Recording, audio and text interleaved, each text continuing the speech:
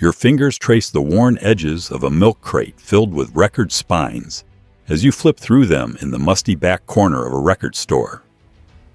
The familiar weight of thick cardboard and the gentle scratch of vinyl against vinyl creates a rhythm that your phone's music app could never replicate. You pull out an original pressing of Kind of Blue, one you've been hunting for months, and feel the substantial heft of 12 inches of analog music history in your hands. The cover art demands attention in a way no thumbnail ever could. Then someone walks by and asks why you don't just stream music like everyone else. The question hits like nails on a chalkboard. They see outdated technology, inconvenient storage, and expensive nostalgia for something that's been objectively improved. You feel something they can't understand. The difference between accessing music and owning it, between consuming content and collecting culture, between background noise and intentional listening. The world sees vinyl collectors as stubborn traditionalists clinging to inferior technology. You know you're preserving something that streaming culture is systematically destroying. The ritual. That streaming killed you removed the record from its sleeve with the ceremony that the music deserves, checking for dust or scratches before placing it on the turntable, with movements as precise as a surgeon's. The needle drops, the speakers crackle with analog warmth, and you're forced to listen to the entire album in the order the artist intended. There's no skipping, no shuffling, no algorithmic interruption, just you and the music for the next 45 minutes. Dr. Sherry Turkle's research on digital culture shows that modern technology increasingly removes friction from experiences, making them more convenient but less meaningful. Her studies reveal that people derive more satisfaction from activities that require investment of time and attention. Every vinyl record forces you to slow down, to be present, to engage with music as more than background soundtrack. But here's what even vinyl enthusiasts often miss. You're not just choosing analog over digital. You're choosing scarcity over abundance, limitation over infinite choice. Dr. Barry Schwartz's research on the paradox of choice demonstrates that too many options often decrease satisfaction rather than increase it.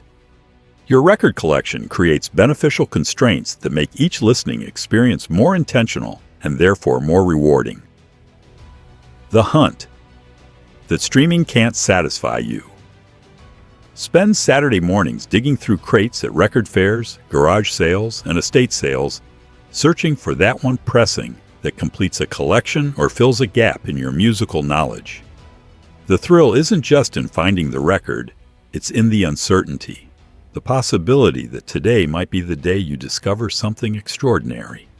Every crate could contain a first pressing worth hundreds, or a bootleg that teaches you something new about your favorite artist. Dr. Robert Sapolsky's research on dopamine reveals that the neurotransmitter is released more powerfully during unpredictable rewards than predictable ones. The intermittent reinforcement of record hunting creates stronger psychological satisfaction than the guaranteed access of streaming platforms. Your brain literally gets more pleasure from occasionally finding something amazing than from having everything available instantly. This explains why serious collectors often enjoy the search more than the acquisition. The streaming model eliminates the hunt entirely, replacing discovery with algorithmic recommendation. When you found that rare pressing of Pet Sounds in a dusty shop in Portland, you experienced a neurochemical reward that no playlist recommendation could replicate. The cover art that became pixel art. You spread your favorite album covers across your living room floor, and suddenly your home becomes a gallery of 12-inch masterpieces. The gatefold artwork tells stories that unfold as you explore every detail. Liner notes become literature you actually read, and credits introduce you to musicians and producers whose names become familiar friends. This is music as multimedia experience, art that engages multiple senses simultaneously. Dr. Susan Greenfield's research on digital media shows that our brains process physical and digital information differently. Physical objects engage spatial memory, tactile processing, and visual attention in ways that screens cannot replicate. When you examine album artwork in your hands, you're creating stronger neural pathways than when viewing the same image on a device. But streaming reduced album art to thumbnails smaller than postage stamps. Entire artistic careers in graphic design became invisible. You're not being nostalgic when you value large-format artwork. You're recognizing that scale affects meaning, that some artistic experiences simply cannot be miniaturized without fundamental loss. The social currency. That Spotify profiles can't match your record collection becomes part of your identity in ways that Spotify playlists never could. When friends visit your home, they browse your shelves like they're reading your autobiography. The records you display communicate your taste, your knowledge, your journey through musical discovery. Each spine tells a story about who you were when you bought it and why it mattered enough to own physically. Dr. Russell Belk's research on collecting behavior shows that people use possessions to construct and communicate identity in ways that access-based consumption cannot. Your vinyl collection represents curated choices made over time, financial investment in your taste, and commitment to artists you genuinely support. Your streaming history represents algorithmic manipulation, passive consumption, and data harvesting. The difference becomes clear at parties. Your record collection sparks conversations, debates, and discoveries that create genuine social connection. Someone pulls out an album you forgot you owned, and suddenly you're sharing stories about where you found it, why you bought it, what it meant to you. Spotify Wrapped creates social media content. Vinyl collections create actual social experiences. The sound that engineers spent decades perfecting. You drop the needle on a well-mastered pressing, and the music fills your room with frequencies and dynamics that streaming compression simply cannot deliver. The bass has weight and texture, the vocals have presence and space, and the overall soundscape creates an environment rather than just delivering information. This isn't audiophile obsession.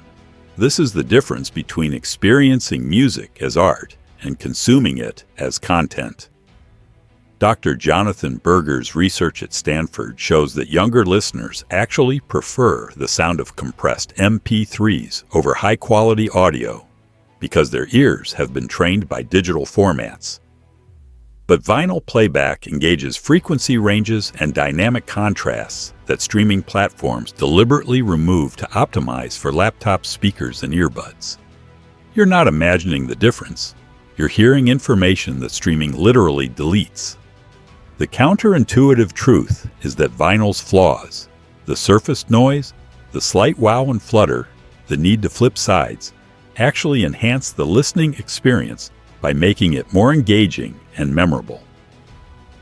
Dr. Daniel Levitine's research shows that small imperfections in music can increase rather than decrease pleasure by requiring active attention from listeners. The economics that streaming pretends don't exist. You pay $25 for a new album on vinyl, and that purchase directly supports the artist with a profit margin that streaming could never match.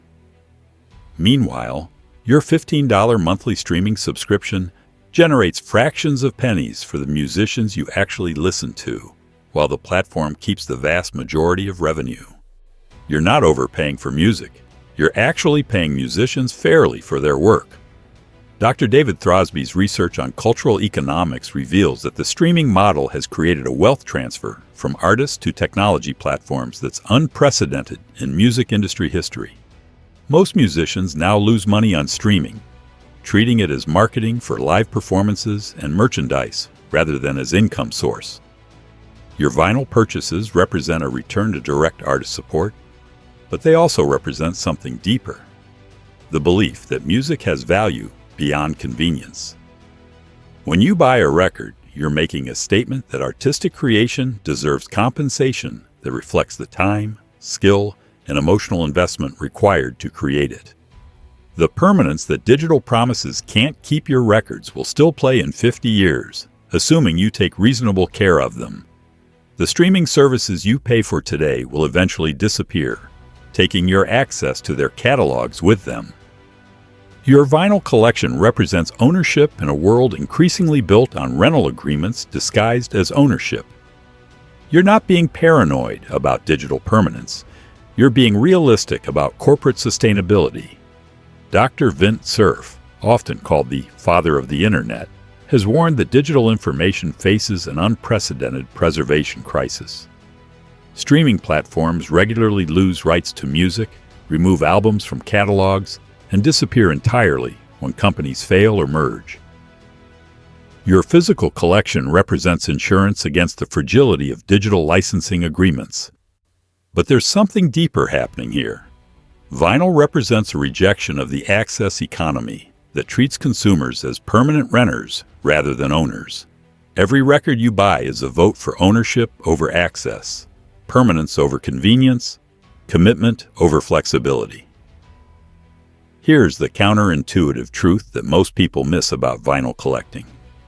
It's not about nostalgia for the past. It's about skepticism of the future. You collect records not because you're stuck in yesterday, but because you're preparing for a tomorrow where the music that matters to you might not be available at someone else's discretion, which reveals something profound about human psychology. We need some possessions that truly belong to us, that exist independently of corporate decisions, that represent permanent rather than conditional ownership. In a world where everything is becoming a service, vinyl collecting represents the radical act of believing that some things should be owned rather than accessed. In the end, that record spinning on your turntable isn't just playing music. It's playing resistance to a culture that's teaching us to own nothing and be grateful for access to everything.